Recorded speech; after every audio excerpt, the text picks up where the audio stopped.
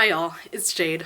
I don't believe in intros, but I do want to let you know I'm in a particularly bad mood because I just came out of a midterm that I feel I should have done way better on. So I thought maybe I'll just make a video about a topic that makes me feel equally as disappointed in myself. The self-deprecation is very high today, as you can tell.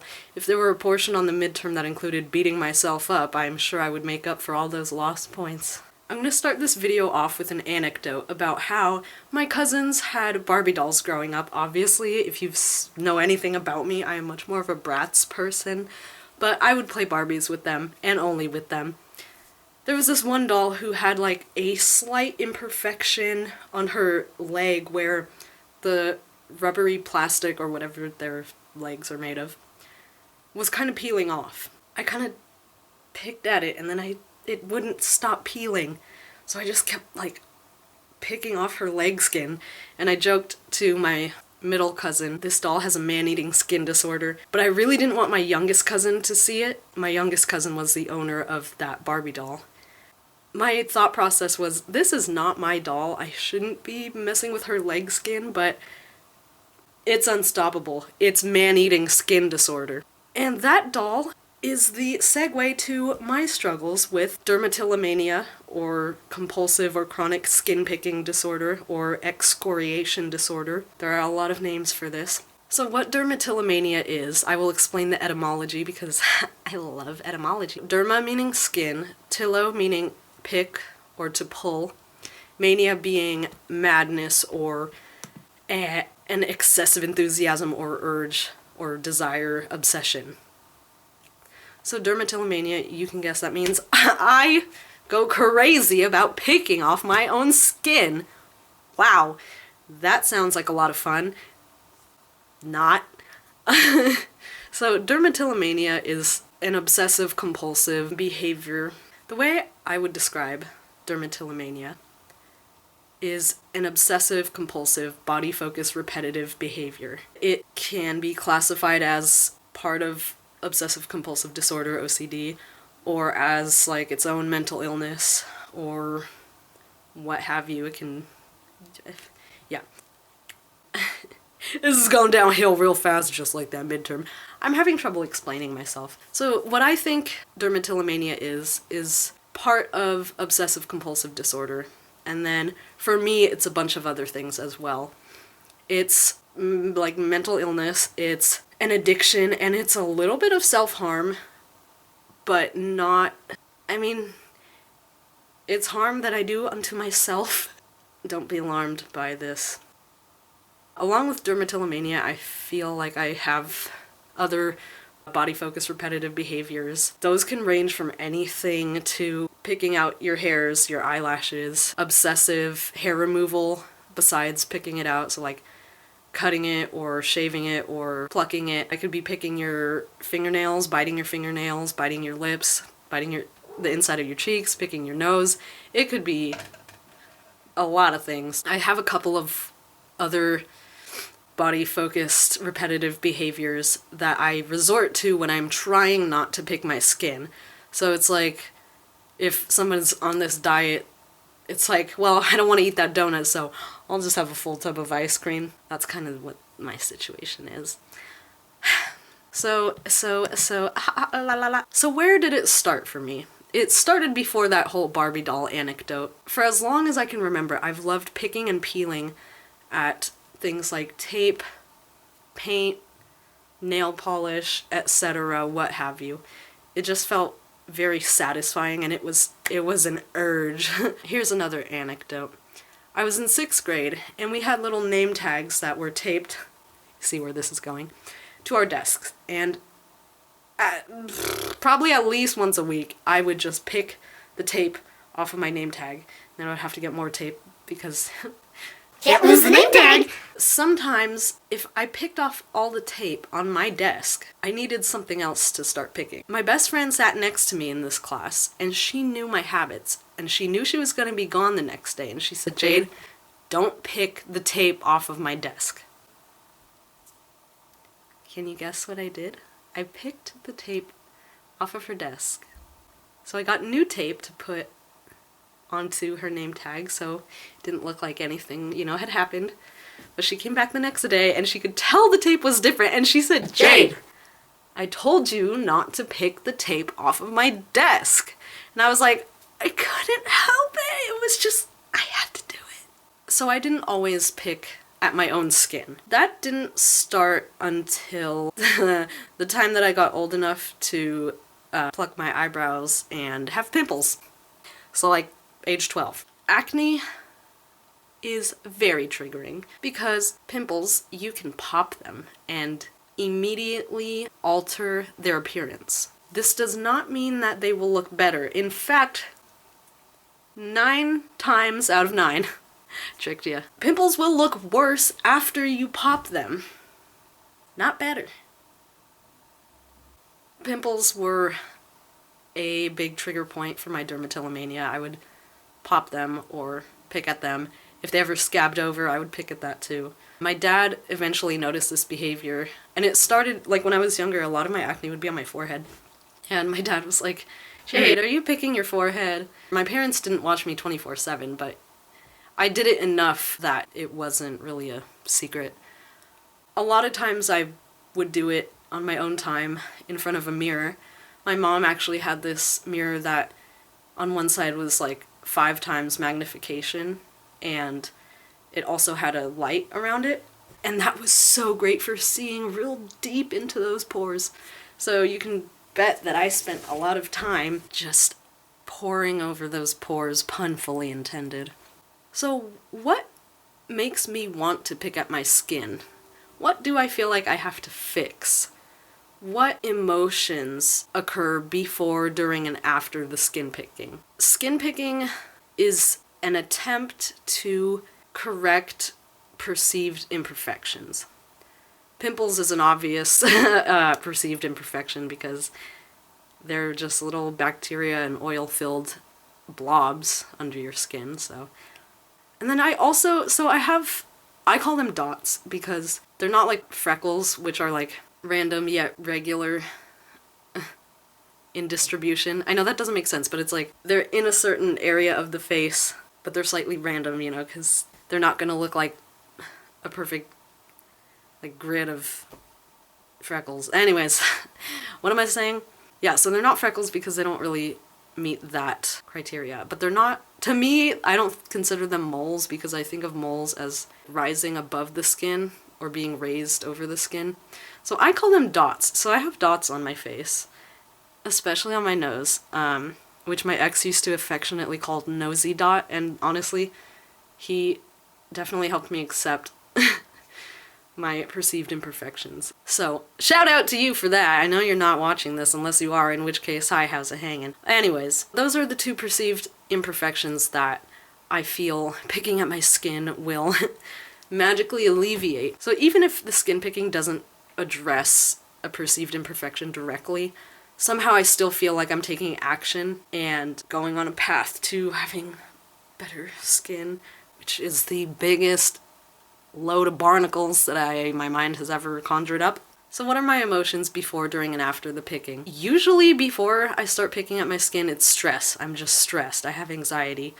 My mind is on a lot of different things, and I just want something to zoom in and focus in on and have everything else in the world just disintegrate like Thanos snapped.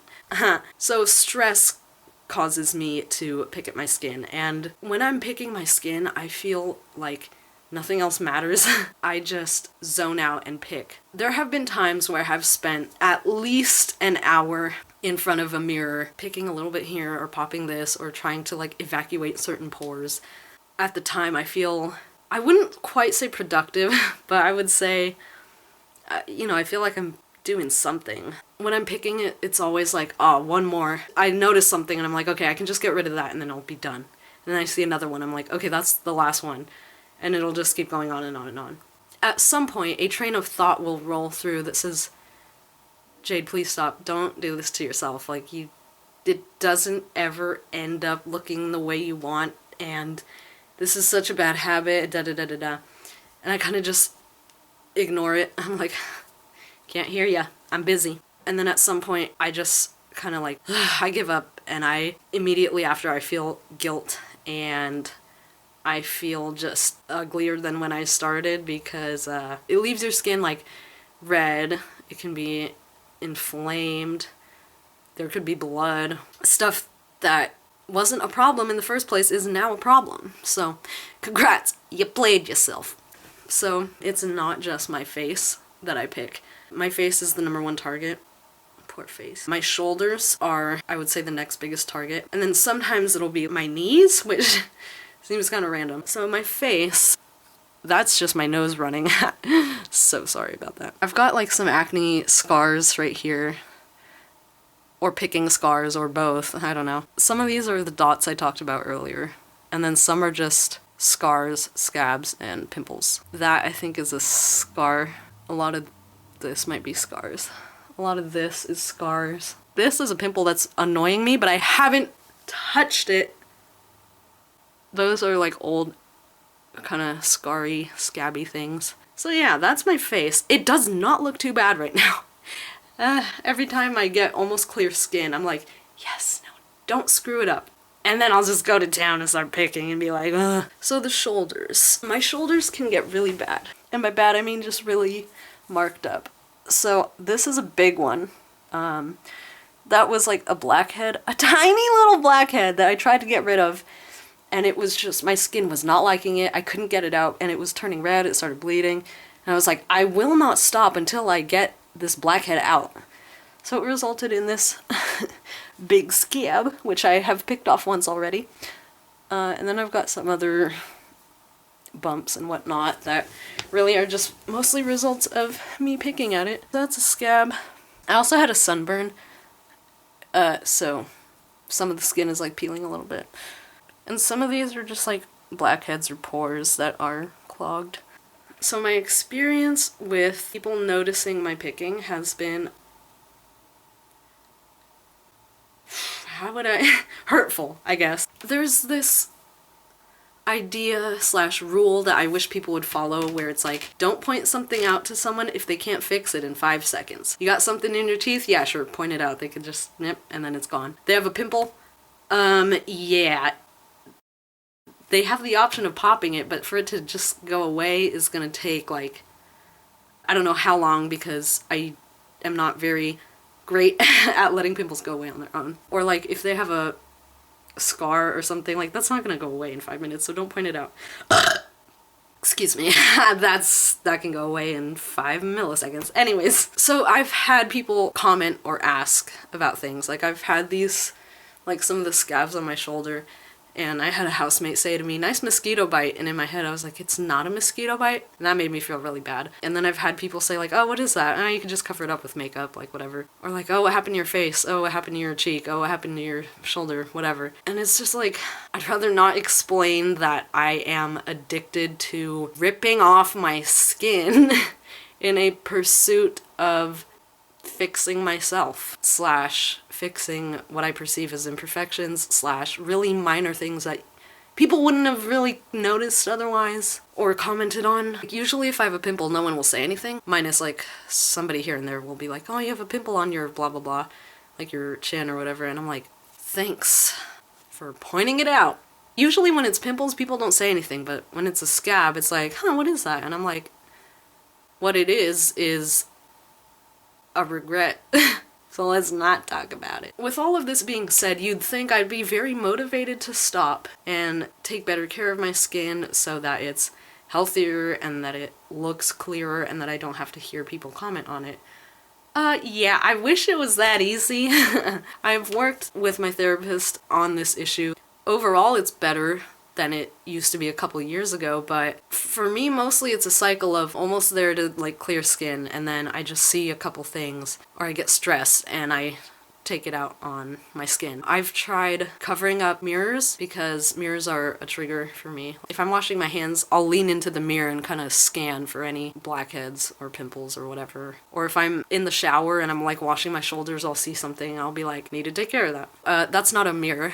That was kind of a tangent. So mirrors or just like seeing my skin and being alone, those are trigger points. Stress. And it just feels like such a cycle that takes so much mental and emotional willpower to stop myself. At times it has felt like an addiction. Sometimes it kind of just feels a little bit like self-harm.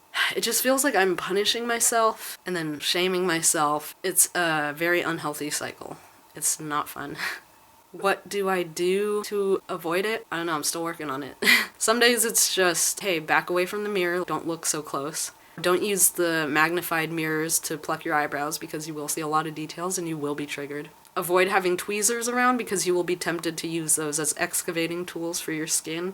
Covering the mirrors or putting cute, happy, positive little sticky notes on it. Because another thing that helps is not beating yourself up over it after you do it. Because when you do that, it makes you feel bad, and that bad feeling makes you want to punish yourself or makes you stress and makes you resort to skin picking again. It's important to be forgiving with yourself. Lately, I've been resorting, and this is gonna sound probably really weird, but this is like a very honest video. Sometimes I'll try plucking body hair. So I tried the hair on my shins. My skin was not happy about that, so I never did that again. Lately, I have been plucking my underarm hairs with mixed results. I read that you shouldn't do that, and I understand why. However, I do it. So, listen, I know it's another body-focused, repetitive behavior, but it never causes blood, so that's good.